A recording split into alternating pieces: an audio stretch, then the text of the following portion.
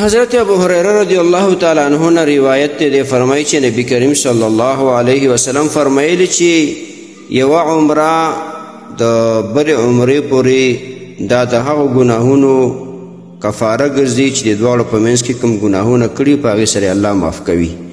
او حج مبرور یعنی پاک او مخلصانه حج د هغې بدله نه ده مګرم جنت دی. د دې حدیث روایت صحیح بخاري او صحیح مسلم کړی دی.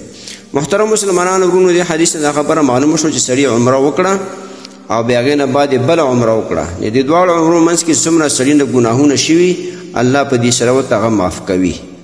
یعنی صغیره ګناهونه ورته الله معاف کوي او کبیره ګناهونه یا بار بار مونږ خبره کړې چې د هغې نه به توبه وباسي.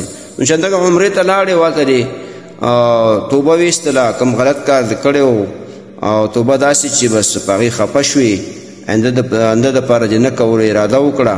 او دریم دا چې الله ته رجوع وکړي، الله له ژړا وکړي، وژاړي، الله ته رجوع وکړي، الله ما معاف کړي، بس الله کبیره ګناهونه معاف کوي.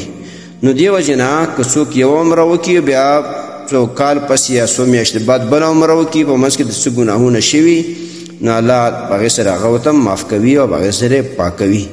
او بیا حج مبرور هغه حج چې هغه مخلصانه خاص د الله دپاره حج وي او د ښه نیت سره حج کړی وي، الله قبول کړي. نو نبی اسلام فرمایي دغه حج د دې حج بدله نه ده مګرم جنت دی. الله به دغه حج سره ده ته جنت ورکوي.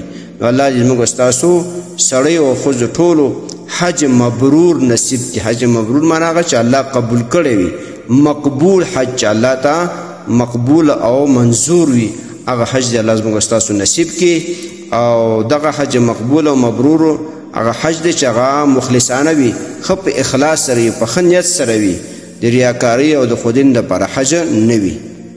محترمو مسلمانانو ورونو، تاسو ته چې کوم روزانه د حدیث د مفهوم راځي نو د مهربانۍ او د ثواب له مخې نورو مسلمانانو ته لیږدوئ او شیر کوئ.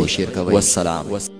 د دیوبندي مسلک حنفي کاروان سټوډیو لخوا وړاندې کیږي.